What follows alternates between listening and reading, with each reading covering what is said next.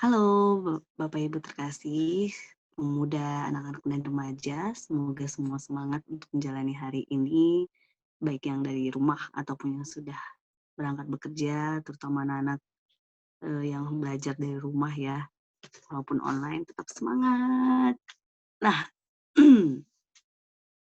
hari ini seperti yang terlihat di gambar samping, saya ingin mengajak kita semua kembali memaknai tentang kalimat yang kita renungkan ketika minggu kemarin di ibadah. Karena hari ini pun itu menjadi bagian dari perenungan kita, sekaligus meneguhkan kita ketika dikatakan siapa bertelinga, hendaklah ia mendengar. Bagian ini saya yakin setiap kita pasti mendengar. Entah itu sekedar dengar atau benar-benar mendengarkan, yaitu menyimak, belajar memahami apa yang kita dengarkan.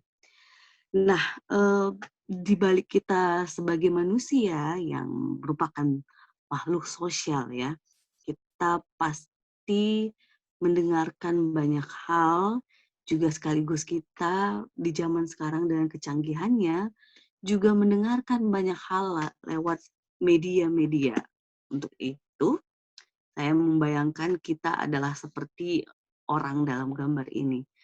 Kita tidak lagi sekedar mendengarkan dari orang-orang di sekitar kita, tetapi ditambah lagi, yaitu kita mendengarkan dengan bacaan-bacaan yang kita terima, ataupun berita-berita yang kita terima dari YouTube, WhatsApp, Facebook, Twitter, Telegram, Instagram, dan banyak hal gitu ya.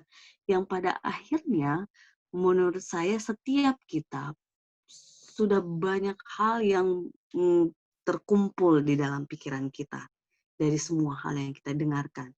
Jadi tidak lagi hanya sekedar kebenaran firman Tuhan yang ada di kepala kita, tetapi banyak hal yang berkecamuk. Sesuatu yang kita pikirkan, sesuatu yang akhirnya kita gumulkan. Ini mana sih yang benar? Apa sih yang harus saya lakukan? Apa sih yang harusnya sebagai orang Kristen aku bersikap seperti apa gitu ya. Nah, saya ingin merefresh lagi bagian yang kemarin saya ingatkan kepada Bapak Ibu tentang inner enemy dan inner friend ketika seorang Farisi meminta bukti. Sebenarnya itu berawal dari mendengarkan ini.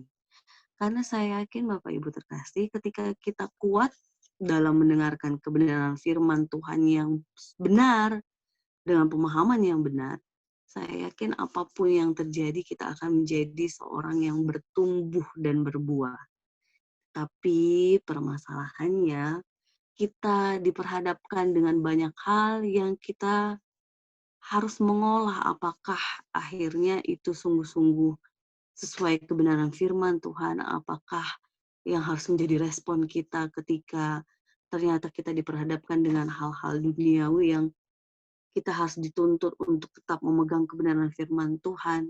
Nah, untuk itu hari ini saya membagikan satu, uh, bukan tips, tapi saya yakin Bapak Ibu lebih jago gitu ya, untuk kita mau mengolah apa yang kita dengarkan di dalam pikiran.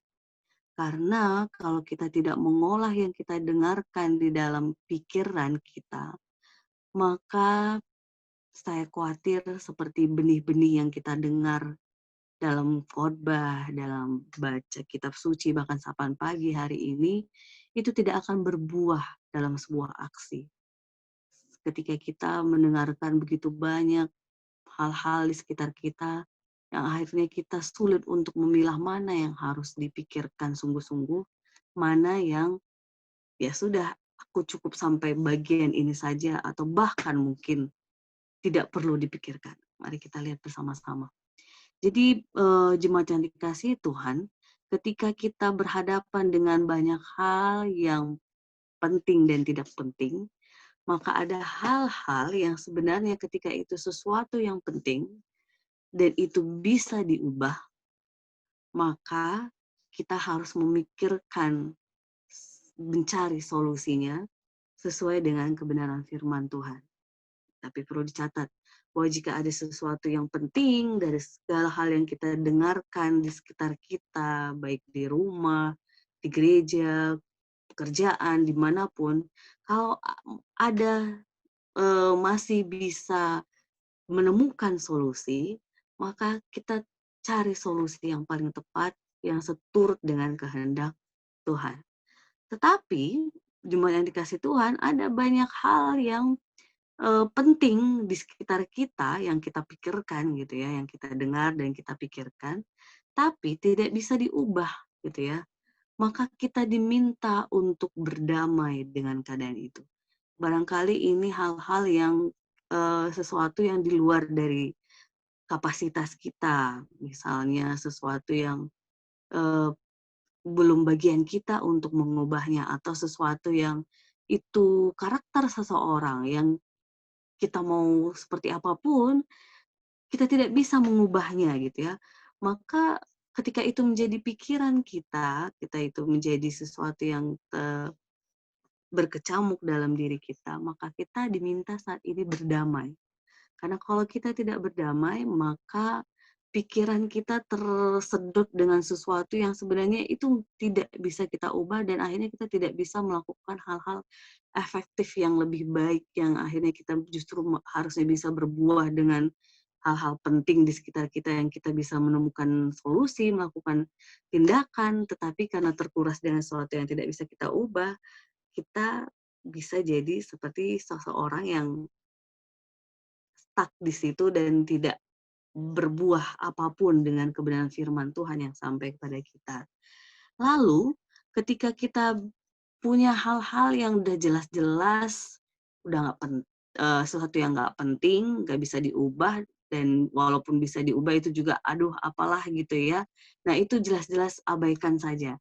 Ini biasanya sesuatu yang kalau kita di dunia medsos gitu ya, ketika kita melakukan sesuatu karya, tapi ternyata masih ada netizen atau orang-orang yang julid, orang-orang yang komentar pedas, atau orang-orang yang di sekitar kita mungkin bukan memberikan support, tetapi uh, mengucapkan sesuatu yang membuat kita down gitu ya, maka itu harus kita pikirkan, tanamkan dalam pikiran, itu nggak penting dan tidak usah dibawa dalam pikiran. Jadi abaikan, Bapak Ibu. Kalau itu sesuatu yang membuat kita down, membuat kita tidak berkembang, membuat kita tidak menjadi seorang yang bisa melihat citra diri kita adalah baik dan segambar dengan Allah, serupa dengan Allah gitu ya, maka itu abaikan. Tapi mari kita pikirkan hal-hal yang bisa kita ubah dan melakukan solusi, aksi, sehingga itu menjadi sesuatu yang berbuah bukan untuk diri kita, tetapi untuk kemuliaan nama Tuhan. Karena jemaat yang dikasihi Tuhan, ketika kita bisa mengolah apa yang kita dengarkan dari orang-orang di sekitar kita, dari media sosial yang kita miliki, maka kita akan menjadi orang-orang yang tetap berpikir positif, berbuat beraksi positif juga, dan kita pun dipenuhi dengan damai sejahtera yang datangnya dari Tuhan. Karena apa yang kita lakukan tadi itu akan berbuah dalam tindakan. Itu dicatat ataupun dikuatkan melalui Amsal 11 ayat 23 sampai 30 yang mengatakan demikian. Keinginan orang benar mendatangkan bahagia semata-mata. Harapan orang fasik mendatangkan murka. Ada yang menyebar harta tetapi bertambah kaya, ada yang menghemat secara luar biasa namun selalu berkekurangan. Siapa banyak memberi berkat, diberi kelimpahan. Siapa memberi minum, ia sendiri akan diberi minum. Siapa menahan gandum, ia dikutuki orang, tetapi berkat turun di atas kepala orang yang menjual gandum. Siapa mengejar kebaikan, berusaha untuk dikenan orang. Tetapi siapa mengejar kejahatan, akan ditimpa kejahatan. Siapa mempercayakan diri kepada kekayaannya akan jatuh, tetapi orang benar akan tumbuh seperti daun muda. Siapa yang mengacaukan rumah tangganya akan menangkap angin, orang bodoh akan menjadi budak orang bijak. Hasil orang benar adalah pohon kehidupan, dan siapa bijak mengambil hati orang. Kalau orang benar menerima balasan di atas bumi, lebih-lebih orang fasik dan orang berdosa. Jadi jelas ya, jemaat yang dikasih Tuhan, ketika kita dapat mengolah apa yang kita dengarkan dalam pikiran, kebenaran firman Tuhan dengan hal-hal di sekitar kita, maka mari kita bersama memilahnya. Memilah dalam arti melihat mana sih yang hal-hal penting yang bisa kita ubah dan mencari solusinya, sesuai dengan kebenaran firman Tuhan, sehingga apapun yang kita lakukan, kita menjadi orang-orang yang diberkati dalam kacamata melakukan firman Tuhan, walaupun sulit, tetapi kita merasakan damai sejahtera, sukacita, dan itu akan menjadi berbuah pohon kehidupan di sekitar kita. Selamat mengolah pikiran dan menemukan solusi atau tindakan yang berkenan di hadapan Tuhan. Selamat berbuah, Tuhan memberkati kita semua. Amin.